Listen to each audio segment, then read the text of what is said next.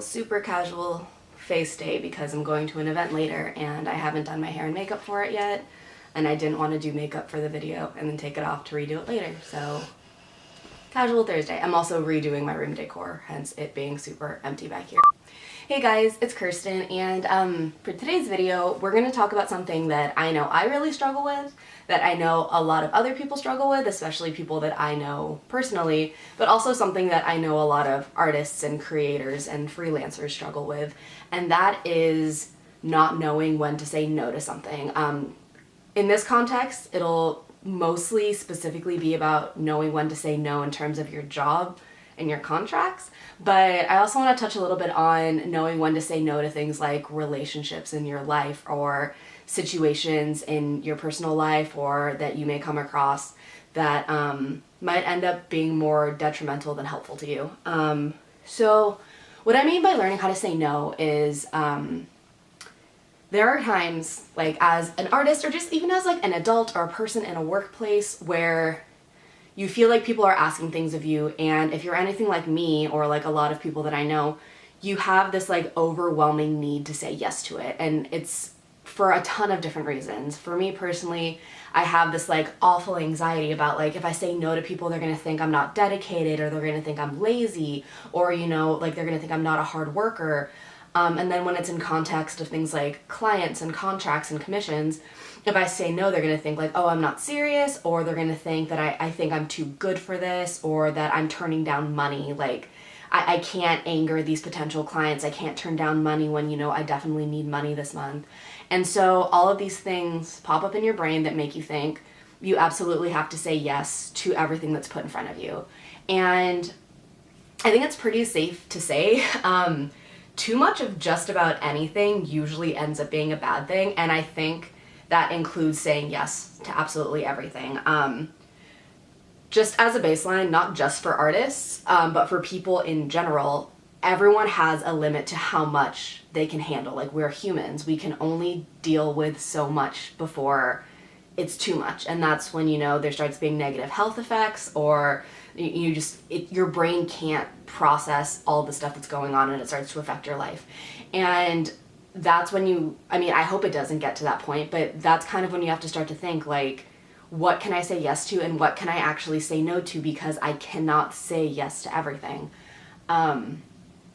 So for a little backstory on me, when I first started doing freelancing, I honestly, I didn't do enough research about just about anything in my industry before I jumped into it. So but I figured, you know, like, you draw stuff and people see your art and they like it, so they contact you for a commission and they pay you when you draw it, and that's just what you do forever for the rest of your life. And that's technically true. I mean, like, that is how a commission works, that is how contracts work.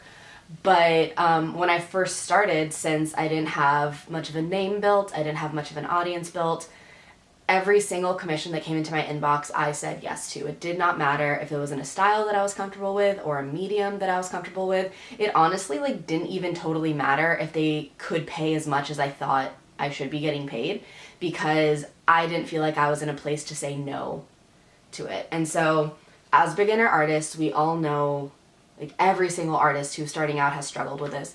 And it's that battle between getting paid what you know you're worth and knowing that you need to make income. And we've all seen endless things about how artists deserve to get paid what they're worth. And I will never stop believing that. That is totally true. We work really hard to build our skills. It's a specific skill that people need, and it's worth the money that we put, for all the time that we put into it. It is absolutely worth that. However, every single artist has struggled with this when in the beginning, people aren't really offering a whole lot, and so you end up taking jobs that are not necessarily what you would want in order to get your foot in the door. And this is a weird kind of gray area thing where we've all taken jobs we shouldn't have, and I think that ends up happening, and it's unfortunate, but I think the bigger problem comes from when you let that carry on for way too long. Yeah, I've definitely taken jobs, and to this day I've probably still taken a handful of jobs as favors for people that were worth a lot more than I was paid. But you have to get to a point where you understand that your work has worth, and if people can't pay that, then they don't get the artwork. They don't get the commission. You don't do it. And that is such a difficult step for beginner artists, is knowing that it's okay to say no to clients. That's probably the biggest thing that I'm going to talk about in this video, is knowing that it is okay to say no to clients sometimes, because not all clients are good clients. There are going to be people who don't want to pay you what you're worth, who are going to ask for more than you can give. They're going to ask for something you're not capable of. They're going to ask for endless changes that aren't in your contract. And so knowing what you will and won't put up with and sticking to that, it's something that you have to develop and do over time. It's just something that it's part of the job. And I think the best way to go about it is to set up like an actual list. Like some people like will physically write down a list of what they will and won't do. And so some people might, for example, want to eventually work up to being paid $40 an hour in order to live off that. And that's totally fine. And that's a goal that is totally attainable for a lot of people. But when you're first starting out, maybe you don't feel comfortable asking for that yet. So having a lower amount that you're still okay getting paid, knowing you could live off of it, and having that be your lower cost that you're willing to drop down to, is kind of a useful tool to have, because you're still making enough to live off of, and you can slowly build yourself up to a higher amount. And then when you like drop down from like $40 an hour, say, to like $30 an hour or $25 an hour, your client kind of feels like they're getting a deal. And so it kind of ends up working for both parties. So knowing how much you want to get paid per hour is really important. Knowing that you have to have a contract for every job that you do is really important. If you have a client who doesn't want to sign a contract committing to paying a certain amount, or committing to only making certain changes, or committing to only asking for a certain amount of things, if they don't want to sign that contract, then they don't get to work with you, because you need to have something in writing that protects you, and that guarantees that you get paid. So if someone doesn't want to do that, then you say no to them. Or if someone wants, say you're an illustrator and you do digital vector illustrations, and someone comes up to you and they're like, I want you to do a realistic portrait in oil paints.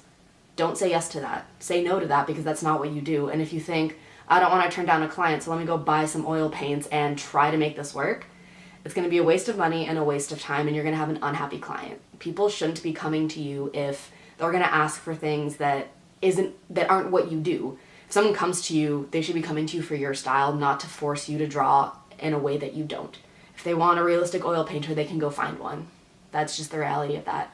So learning to set boundaries pretty early on, it's the best way to do it, because it's much more difficult if you for years undersell yourself and then one day decide I need to get paid more, and you raise your prices from $10 an hour to $40 an hour. Suddenly you have clients that are like, I've never had to pay this much before. What happened? Like, you kind of need to not set yourself up for failure early on. You have to know that you have worth from the beginning, and you don't have to take every single job, especially if they're terrible, especially if they're unfair, especially if they're wrong for you, right from the beginning. And I'm saying that in order for people to learn from my mistakes, because I didn't do that.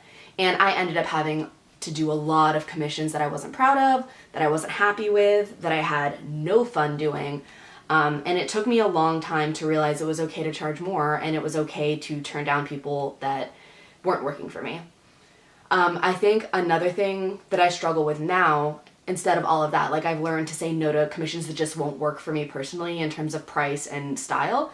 What I have not learned, and I'm still working on learning, is how to say no to things that I don't have time for. And this is the biggest thing that I see people who aren't artists also doing, which is saying yes to things they do not have time for. It's mostly in context of work, but it also comes up with like social obligations and relationships and stuff. But if your schedule's already booked and you're already working, 40, 50 hours a week on something, and someone wants a commission, you can't always say yes. Like, yeah, sometimes we do need the money. I know how that goes. Like I've mentioned before, I live in the San Francisco Bay Area. This is like the highest rent market in the country. Like, it is expensive to live here. So I know how painful it is to turn down potential cash flow. But if you don't have time for something, you just don't have time for something. There are certain things with certain constraints that you cannot change, and time is one of them. So it's really, really important that you don't say yes to things you don't have time to make the commitment to, because you end up overworking yourself, you stay up all night not sleeping, you produce something late, which is even worse. Producing something and having it be late, like not meeting deadlines, looks really, really bad. And it's worse than if you had just said, no, I'm sorry, I do not have the time for this right now from the beginning. And like, there are polite ways to do that. If you're worried, like, if someone emails you and wants it, you don't have to be like, I don't have time for that, or like, no. Like, you can be very polite and very professional. Thank you so much for your interest. Unfortunately, my schedule does not allow me to focus my time on this right now. Hopefully we could work together at a different time in the future, but as of right now, I cannot make this commitment. Thank you. Have a nice day. Very simple, very polite, very professional. It's better to professionally and kind of responsibly turn it down in the beginning than saying yes and then not having the time to do it well, or not having the time to do it on a timely schedule in the future. You'll look much worse if you do that. In terms of like workload, like if you have, I get that as adults we have a ton of commitments, and I also know we have this generation that like thrives off this whole side hustle thing where like you feel like you have to kind of like do all this stuff at the same time in order to live and in order to build a career and in order to prove yourself as a successful person. I personally really hate that, but that's not what this video is about.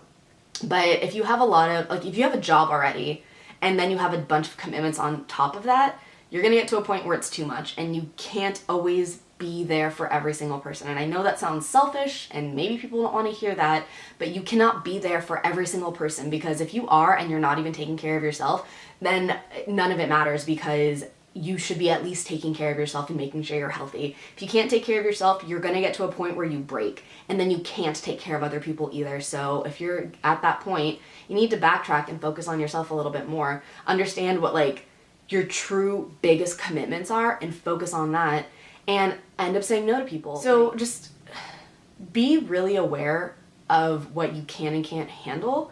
And sometimes that takes like sitting down and really assessing your life, because sometimes we don't realize that we're overwhelmed until it's too late.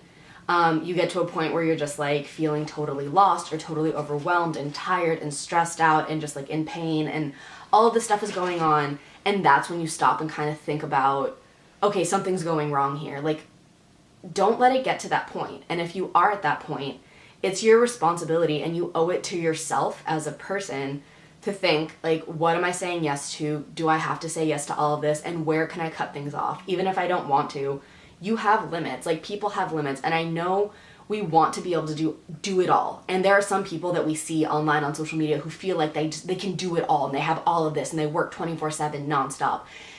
Yeah, some people can do that. Some people don't have the luxury of that because they don't have a team helping them, or they don't have the money, or they don't have the time for it. You have to know what you're capable of, and just facing that and admitting it and knowing that you can't always say yes to absolutely everything, because eventually it's going to burn you out and it's going to end up hurting you more than it's helping you.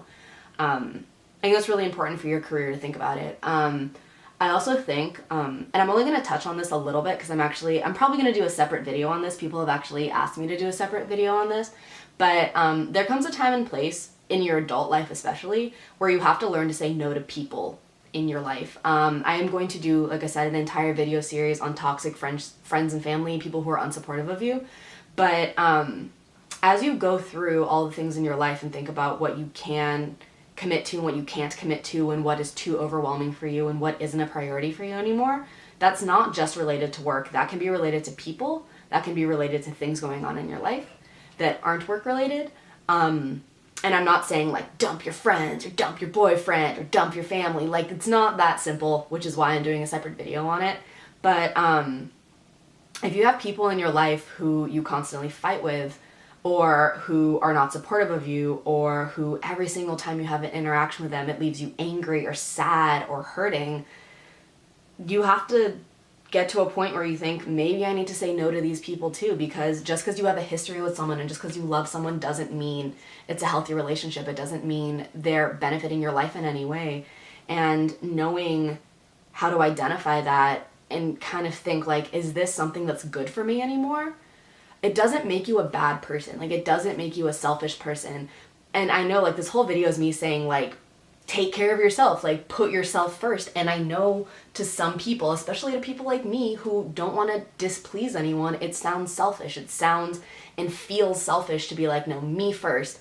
But the reality is, if you can't take care of yourself first, you cannot take care of other people, and you cannot take care of other things. So if you're saying yes to so much stuff that you can't do a good job, you're too tired, you're stressing out, you're freaking out, you're yelling at everyone who talks to you because you're so busy that they ask you to do one more thing and you're just like, ugh, ugh. Like you, it ends up not helping you in the long run. So I want to plant that in people's brains. Like, I want them to know that you do not have to say yes to everything. And as always with these videos, I am saying that as much to myself as to other people, because I still say yes to people because I don't want to disappoint them.